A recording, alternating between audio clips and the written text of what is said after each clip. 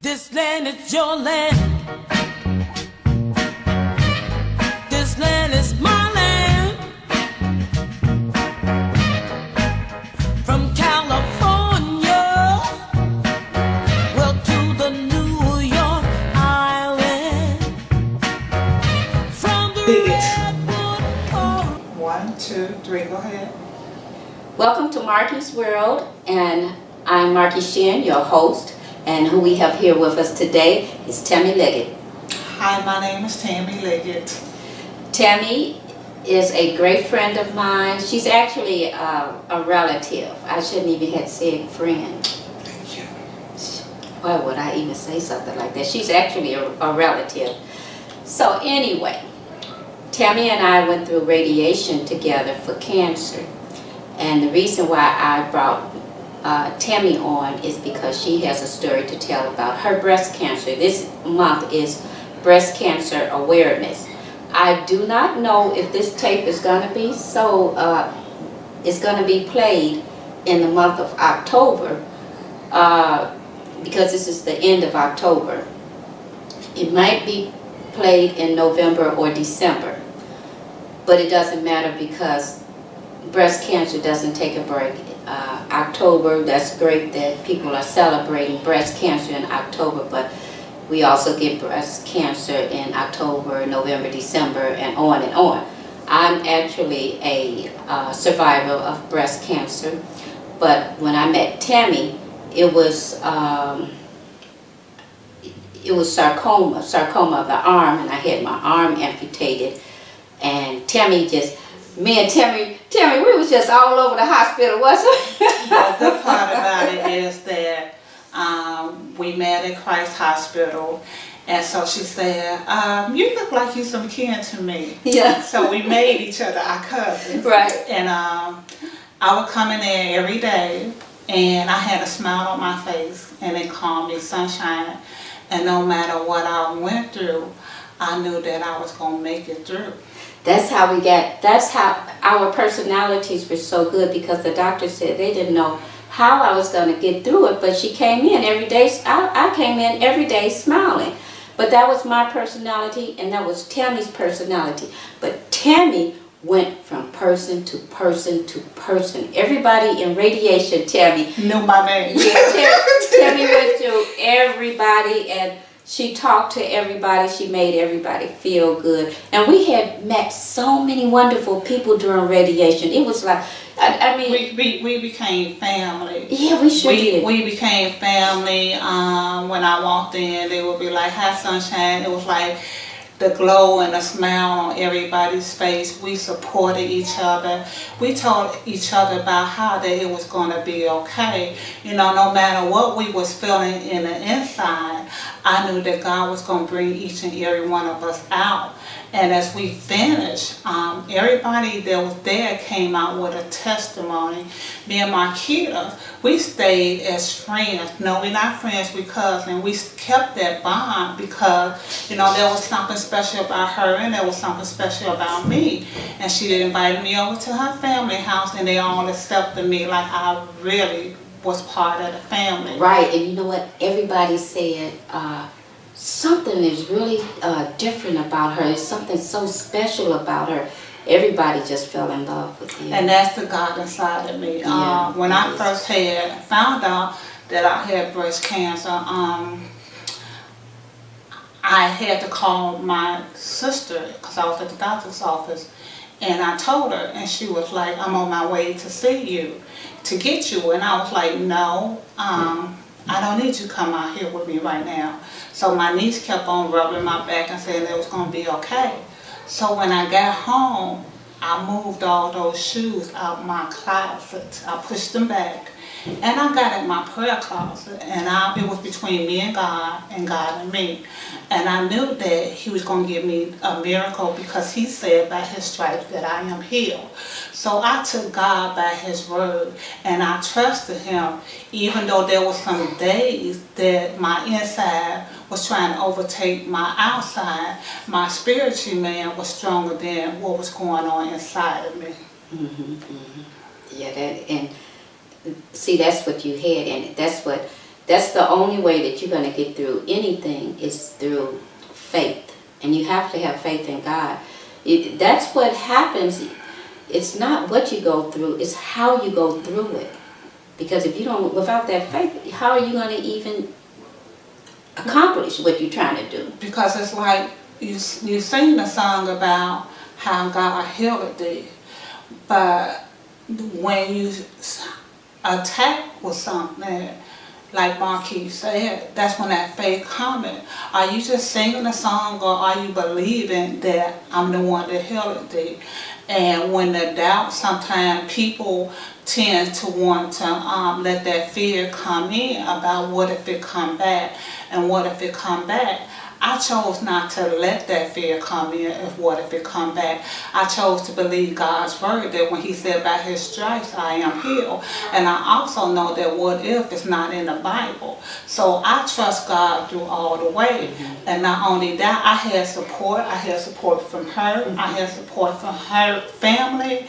My family, from my mother to all my sisters, my brothers, the Joneses and the Lagett, supported me. Not only was they supporting me, but my godmother, Andrina Trotter, Lennon Greenwood, they was there for me. And my job, Janet Martin, from Under Care Care. Under Care Care staff really was there for me too. So without them, and without the trust in God and friends like them, I probably wouldn't have made it. But you know what? He knew what I was going to go through. He was the Alpha and the Omega. And so he took me through the beginning and to the end. And from June the 3rd, I made 5 years cancer free. That's right. And you know, when people see you going through that and you did it with such a breeze, then you know that's part of role modeling. But people think that, you know, they, like with me, they're like, oh, you're like a shero, and all the things that you have been through. I went through so many surgeries and just a whole lot of things, but you don't think about, I didn't think about anything negative. Not one day did I have a negative day. And that's how you have to do it. You can't think of anything negative. You have to be in tune with God. You have to be in tune with the universe. All of these things, it has to come into play, because feelings can go around. And your doctors, we had good doctors We did. too. We had great doctors, you know. So all of that, if your doctors know that you're on board and saving your life, then they'll be on board too. You don't have to tell them. They're just really trying their best. I remember my doctors was really struggling. They didn't know what to think of me. They sure did. And my arm wasn't even amputated when we met, was it? No, it wasn't. The blessing part was about it. When she told me her arm was getting ready to get amputated, I'm the one who got a little upset. But she was so strong, and she never let that doubt and that disbelief come inside. She was like, Tammy, don't worry, don't worry. So when she invited me to her mother's birthday party, she was like, let me show you my arm. She looked like a little Barbie doll. It's all sticky and pretty. Look at the ring on her. She blinked and blinging. It was so pretty, and it matches what her personality and the outside beauty that's inside of her.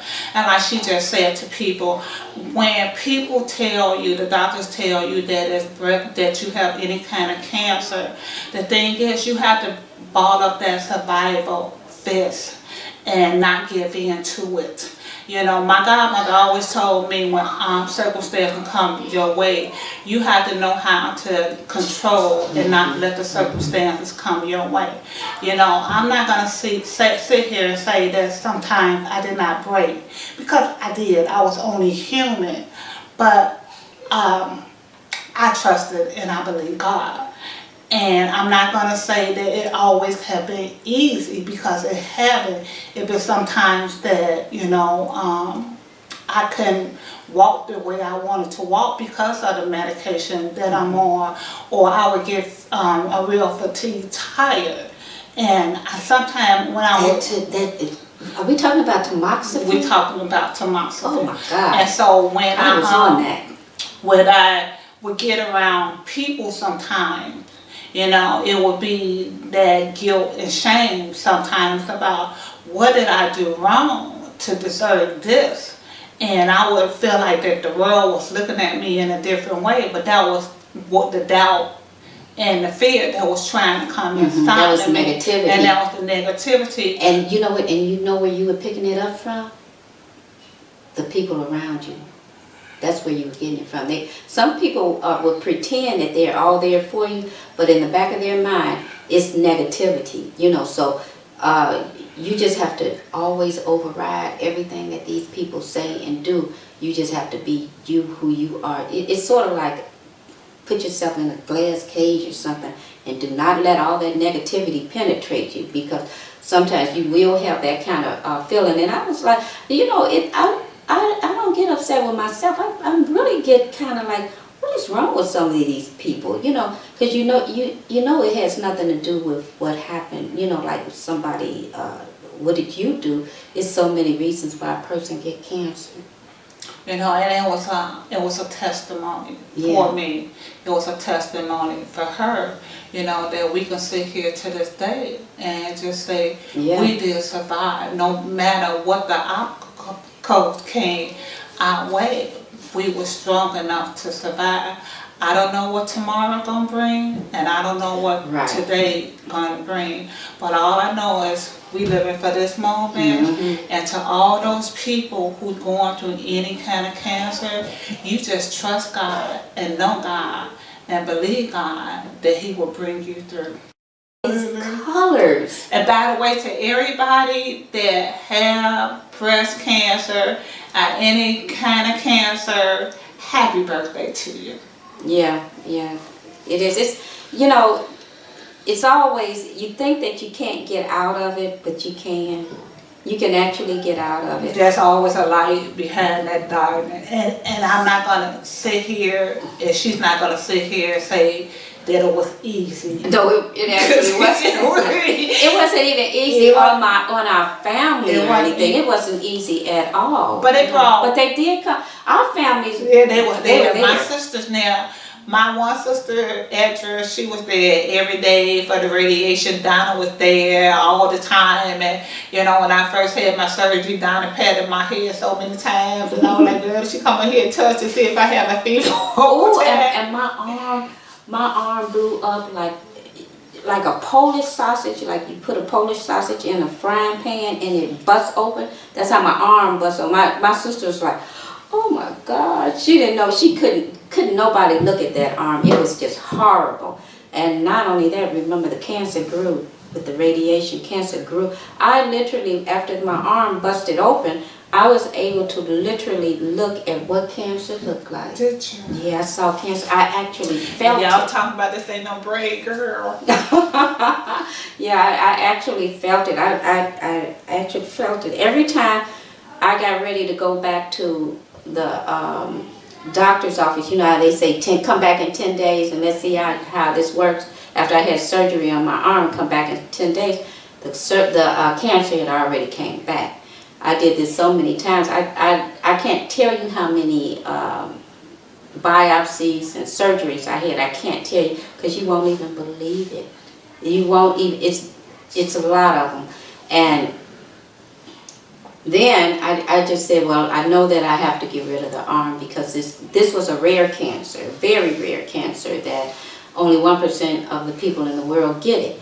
I happened to get it. Turned out that I was born with it. And the only reason why it hadn't came out is because of my lifestyle. My lifestyle, I didn't do drugs, didn't do alcohol, I tried to manage myself with stress, but I am still, sometimes I'm a worrier, so that's something that, you gotta. And the doctors always say you have to eliminate your stress. And the thing is, like you said, my lifestyle, her lifestyle was the same. I didn't drink, I didn't do drugs. And if you do drink, do it in moderation, Because it makes a big difference. It makes a big difference because what it is when you're doing certain things and you're going through a disease, it makes the disease more active and to spread faster. So I started eating a lot of fruit. Well, I always ate a lot of vegetables. I started eating a lot of fruit and vegetables. I took a more intake of more water. And you can tell because that skin is glowing.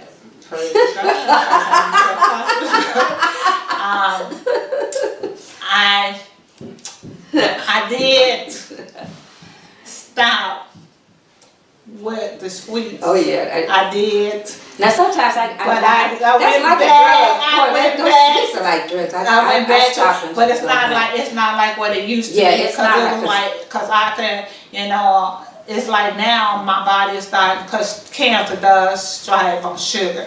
So you have to watch how you eat a whole lot of sugar. So That's the guilt that I be feeling. Yeah, like, it be like ooh, everybody- at the middle of the, you know, sometimes I wake up in the middle of the night and I'm like, well, what's wrong with me? Why did I eat all those cookies? What's wrong with me? I know better than that. and you do, so you know, everybody's get on the right track and then you go backwards and then, but the thing is to get back on the right track. So I'm going to get back. You on can the only right do as much as you can because we are human. Right. We can only do as much as you can. But as you see, you know, let me finish telling you this story because I said I was going to tell the story. So after I've had so many surgeries, and in the surgeries that I had 3 and 4 of them at a time. And I had grafts here. This particular time I had grafts here. I had breast surgery here. Then I had surgery done right here. Then I had surgery on my arm. So now they said, well, let's try to do another graft. I'm sure we can get all of it. We do another graft and we do it, get it off of your back. And I was like, if they get it off of my back, I'm already sitting up here with, I just had surgery on here, on there. I can't sleep on that side. Can't sleep on this side because my arm just had surgery over there. Can't sleep over here on this side because I had surgery on the breast. What the heck? Where am I going to sleep? Standing up. So I said, you know what? We wasting too much time. And Daphne, my friend Daphne said, you know, I don't have any problem with having the arm amputated. I didn't have a problem with that. My goal was to live. I didn't have a problem with that. But my family did. My family was like, oh, let's do whatever. And my doctors, let's try to save the arm, save the arm. It wasn't important to save the arm. It never was important because I'm a beauty with or without the arm. So, you know, like, you know, it doesn't matter. But when I did get the arm amputated, it was too late. I told you it was too late because it had already spread to my lungs. So now I had to go. I'm a 3-time cancer survivor. Yes. So when it came, but because I was monitored so much that I got it in time. And the thing about this cancer, it only goes from the arm to your lungs. So it was in the lungs, and I had surgery off of that. Now it is 5 years. Oh, it's almost 6. Yeah, we're going on 6. It's almost 6. Next summer will be 6 years. So, you know, so that's basically how it is, just to say that. So now everything, I'm always monitored. I haven't had any cancer, haven't had any signs of cancer. And I got a thing from genetics that was saying that it shouldn't be any reason for me to even have that cancer come back. It was, everything about me was just a fluke. I don't understand what happened. Maybe it was stress. That's the only thing I can think of. Maybe, but it could be the air that you breathe, the water that you drink. It could be the food. It could be even the dye in your clothes. It could be anything. The carpet on the floors, the materials, everything, anything that you can think about. So don't even worry about where it came from, and you're gonna look different, you know, because some women get the mastectomies, and don't worry about that, because whoever is not on board with you, something is wrong with them. That's the way I look at it. If you're not on board with me, something's wrong with you, because I'm a great person. I already know that, you know. A little vain, but I am a great person. I already know that. But some people, I don't meet too many people who have amputated arms, but I do meet them with legs all the time because of the diabetes, you know. But the arms are very rarely. They're starting to come out now because of the, what you looking at? The beauty of It's so pretty, and I mean, look at the beauty. And if she wouldn't tell nobody, when nobody ever knows. Oh, this thing right here costs a lot of money. It's got veins and everything. It fools everybody. And the lady that comes and does the phlebotomist, she be like, oh yeah, that's got good veins right there. No, we need you to do this one over here. I told my doctor, I said, I'm getting a lot of fluid up in my body. What's going on? And he said, yeah, I can tell. Look at your hand, it's swollen. I said, no, that's the prosthetic. He said, I forgot. You know, because after I had my arm amputated, that first week, I had my arm amputated. I couldn't stand my kitchen. I got out of bed, painted my kitchen, and went back to bed to recover. That is the worst pain in the world. It's not childbirth. It's not childbirth. It's not toothache. It's amputation. You know, when they have you on, you see that when they get amputated on television and they wake up, oh my God, oh my God. You know, they're falling out and wake up and, oh, it is horrible, and it takes years for your arm or your leg to heal. It does. It takes a long time. I didn't go through what she went through, but I know that when I first had surgery, it took 2 years really before I could get the feel of this arm and hand back.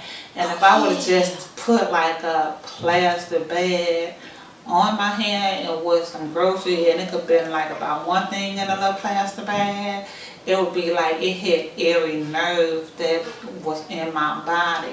And I'll never forget when I first got on the medication, I was in this house and I couldn't walk. So, you know, because your body had to get adjusted to the medicine. And I actually was crawling around my house. And my nephew and his wife came over, and so I crawled to the door, and he didn't know that I couldn't walk good. And he told his wife, get out of my way if I could pick up my auntie. And I was like, no, I can't. But you know what? I had a feelings on my arms, back. I can walk, my legs do hurt sometimes. I do get real fatigued. But like she said, it ain't about the walking. It ain't about the arm. It ain't about the real tiredness that you get.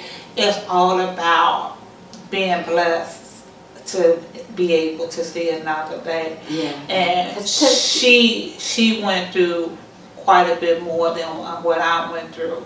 But no matter what we went through, we end up being on top. I thank God for my journey, because if my journey wasn't that way that it went, I wouldn't have met my cousin. That we made each other kin to each other. So she, like she said, we're not friends, we're cousins. Her mother, her sister's them, her cousin them, except me. Felt like I really was part and your family look like us too. Said, and we all look so kin. And her mother was like, and the doctor, you sure y'all look so kin too? Y'all look like some relative. And that's how the conversation started. She was like, you know what? You look like you some kin to me. And I'm like, I don't know you. And I had, that's when I had, my braid came down here like your sister's. Yeah. And I every time I had surgery, I had to cut it off more and more and more. And it wasn't because of the radiation that my hair is shorter. It's because, you know, it's really hard to do. Well, I never had my hair done. I always had my hair in a ponytail. So, you know, so that's a hard thing. That is one thing. I can do everything else, but I can't do that. I can't put a ponytail in. I'm trying to figure that one out. If I can figure, you know, actually I can do it. I could do it, put one string in here and then hold it and do some kind of way. I want to figure that one out because, I'm so used to having my hair like that. But I like short hair too. Short hair is cute too. They look good on me. Yeah, your hair looks nice too. You had your hair cut, didn't you? No, it's growing back. Why did it come out? No, it had broke off some. Oh. And then I had a cut, but it's growing back in. Yeah. And you know, when I had that tamoxifen, we're telling you all of this because if you're going through this, remember, we got out of it. Or, you know, the tamoxifen messed with my eyes. It messed with I mean, I was so tired. I'm surprised the police didn't pull me over or nobody didn't cuss me out, because I used to drive 5 miles an hour coming home from work. And then people would ride past, they didn't even honk the horn, they just look at me and say, something wrong with her. They say, something wrong with her. You know, I'm going to leave her alone. They knew that it was something wrong. And then the bones. They hurt. Oh, they mess with your bones so bad. But after a while, when your body get adjusted to it, your body have to get adjusted to it. And after a while, your bones and your body don't hurt as much, but you are going to get real tired. So that means that you do need to. But it did cause discoloration in my skin. In my skin too. See, I got white spots. It caused, girl, I have dime-sized white spots. But that's not noticeable. That ain't even noticeable. Yeah, it was not That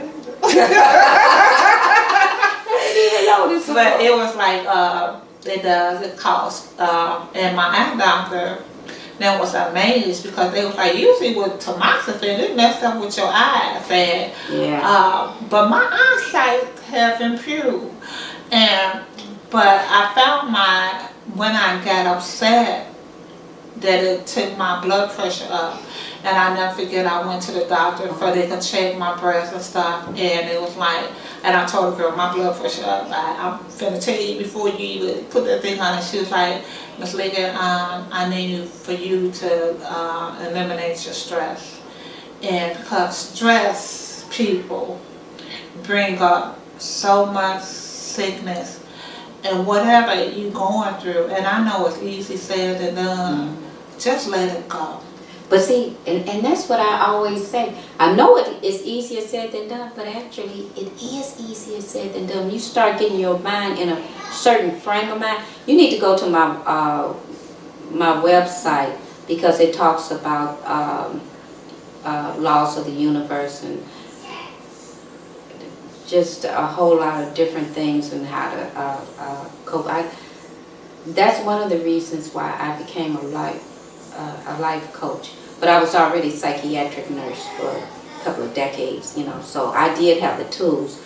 Tammy already had the tools to help herself, because she was already that type of person. See, she was already helping people. And, you know, sometimes, only thing I don't like, you know, because like Tammy said, sometimes my thing is, I don't have a problem with having a prosthetic arm. I have a problem with people having a problem with it. And then I try not to have a problem with that, but because of that, sometimes I might have to turn my back on some people because of that. You know, because sometimes they look at it as so negative that only thing I can say is I can't be around. But the negativity is going to come your way. It is. And you can't regurgitate it.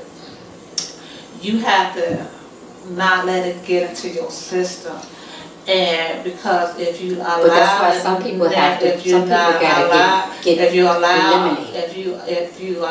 that to regurgitate it, then it will come to your system and you'll make yourself sick. But see, that's what they said. Even if it's whoever it is, if they are part of negativity and you are constantly growing, that's who I am. I'm a constant person who grows positively, and anybody negative if I can't teach you to be more positive with me, and you're not a positive person, then I have to get rid of you, because I don't have no room in my body to allow that negativity to come inside. You just have to be nice and friendly with the person, you know, and in time, people, this is the way I look at it, in time people will understand me a little more and understand what type of person that I am, and understand this means nothing to me. And if it means nothing to me, please don't let it mean anything to you. Don't feel sorry for me, because you shouldn't. And I taught myself how to do everything. I've equipped myself with everything that I need, because I don't want my life to be stressful, or some people that are not, some people actually, don't know how to handle, their friendship. They meant well, but they didn't know how to handle it, and probably say like, well, I don't know how to go around it, so I won't, and eventually with time, I say with you, probably with time, understand me a little more, understand that And like who I am. I was blessed. I was really blessed. God put so many, from my family to my friend to my job. I had positive people in my life. Nobody turned their back on me. Nobody ever made me feel like, ooh girl, let's have this pity party together.